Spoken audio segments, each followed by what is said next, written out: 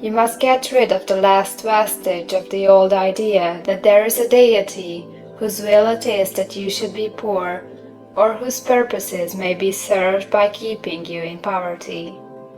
The intelligent substance which is all, and in all, and which lives in all, and lives in you, is a consciously living substance. Being a consciously living substance, it must have the nature and inherent desire of every living intelligence for increase of life. Every living thing must continually seek for the enlargement of its life, because life, in the mere act of living, must increase itself.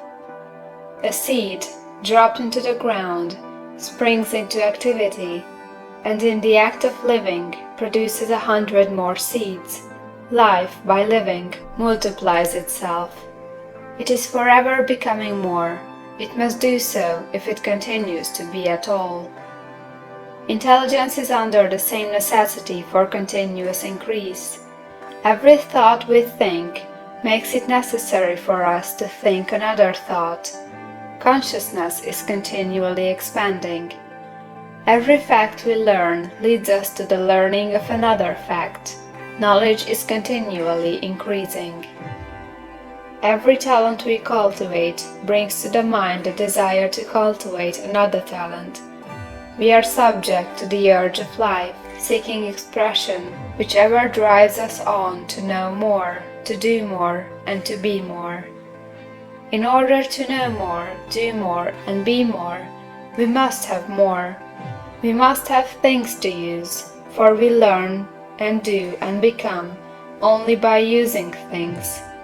We must get rich so that we can live more. The desire for riches is simply the capacity for larger life seeking fulfillment. Every desire is the effort of an unexpressed possibility to come into action. It is power seeking to manifest which causes desire. That which makes you want more money is the same as that which makes the plant grow. It is life, seeking fuller expression. The one living substance must be subject to this inherent law of all life. It is permeated with the desire to live more. That is why it is under the necessity of creating things. The one substance desires to live more in you, hence it wants you to have all the things you can use. It is the desire of God that you should get rich. He wants you to get rich, because He can express Himself better through you if you have plenty of things to use in giving Him expression. He can live more in you if you have unlimited command of the means of life. The universe desires you to have everything you want to have. Nature is friendly to your plans. Everything is naturally for you. Make up your mind that this is true. It is essential, however, that your purpose should harmonize with the purpose that is in all. You must want real life, not mere pleasure of sensual gratification.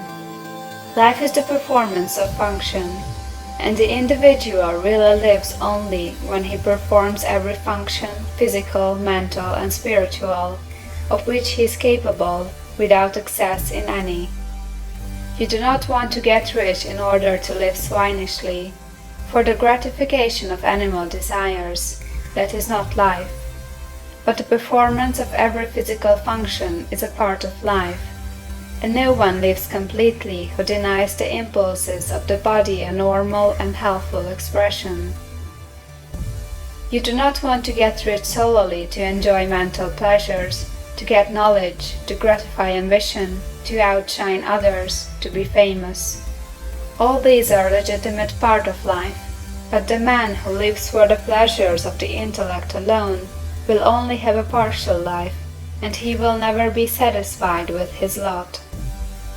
You do not want to get rich solely for the good of others, to lose yourself for the salvation of mankind, to experience the joys of philanthropy and sacrifice.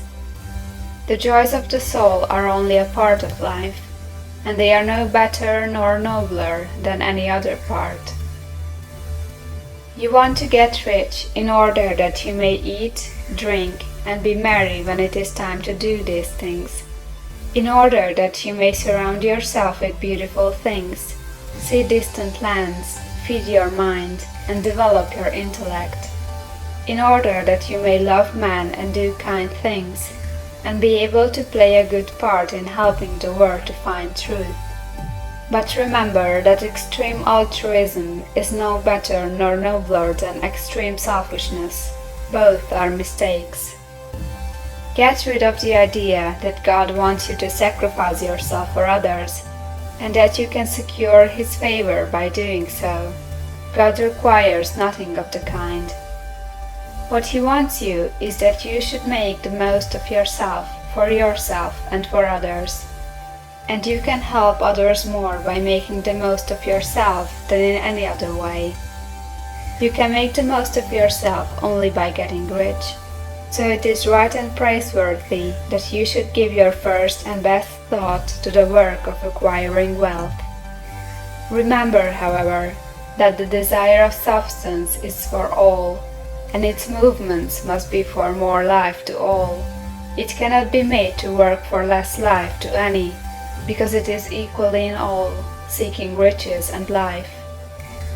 Intelligent substance will make things for you, but it will not take things away from someone else and give them to you.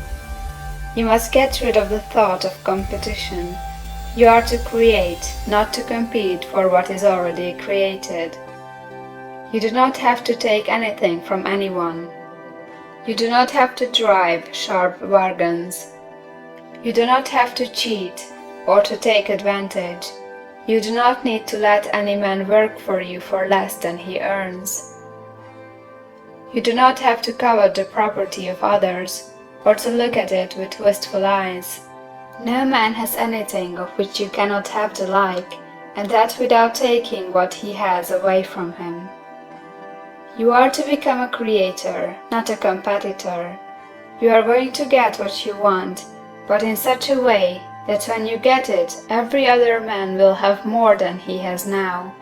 I am aware that there are men who get a vast amount of money by proceeding in direct opposition to the statements in the paragraph above, and may add a word of explanation here. Men of the plutocratic type, who become very rich, do so sometimes purely by their extraordinary ability on the plane of competition, and sometimes they unconsciously relate themselves to substance in its great purposes and movements for the general racial upbuilding through industrial evolution. Rockefeller, Carnegie, Morgan, and others have been the unconscious agents of the supreme in the necessary work of systematizing and organizing productive industry, and in the end, their work will contribute immensely toward increased life for all. Their day is nearly over. They have organized production, and will soon be succeeded by the agents of the multitude, who will organize the machinery of distribution. The multimillionaires are like the monster reptiles of the prehistoric eras. They play a necessary part in the evolutionary process, but the same power which produced them will dispose of them. And it is well to bear in mind that they have never been really rich. A record of the private lives of most of this class will show that they have really been the most abject and wretched of the poor. Riches secured on the competitive plane are never satisfactory and permanent. They are yours today and another's tomorrow. Remember, if you are to become rich in a scientific and certain way, you must rise entirely out of the competitive thought. You must never think for a moment that the supply is limited. Just as soon as you begin to think that all the money is being cornered and controlled by bankers and others, and that you must exert yourself to get laws passed to stop this process and so on, in that moment you drop into the competitive mind, and your power to cause creation is gone for the time being. And what is worse, you will probably arrest the creative movements you have already instituted. Know that there are countless millions of dollars worth of gold in the mountains of the earth, not yet brought to light. And know that if there were not, more would be created from thinking substance to supply your needs. Know that the money you need will come, even if it is necessary for 1,000 men to be led to the discovery of new gold mines tomorrow. Never look at the visible supply. Look always at the limitless riches in formless substance, and know that they are coming to you as fast as you can receive and use them. Nobody, by cornering the visible supply, can prevent you from getting what is yours. So never allow yourself to think for an instant that all the best building spots will be taken before you get ready to build your house, unless you hurry. Never worry about the trust and combines, and get anxious for fear they will soon come to own the whole earth. Never get afraid that you will lose what you want because some other person beats you to it. That cannot possibly happen. You are not seeking anything that is possessed by anybody else. You are causing what you want to be created from formless substance, and the supply is without limits. Stick to the formulated statement. There is a thinking stuff from which all things are made, and which, in its original state, permeates, penetrates, and fills the interspaces of the universe. A thought in this substance produces the thing that is imaged by the thought. Man can form things in his thought, and, by impressing his thought upon formless substance, can cause the thing he thinks about to be created.